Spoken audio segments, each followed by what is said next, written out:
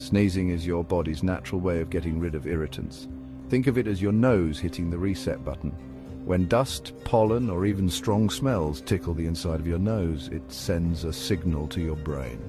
Your brain then tells your body, hey, we've got to clear this out.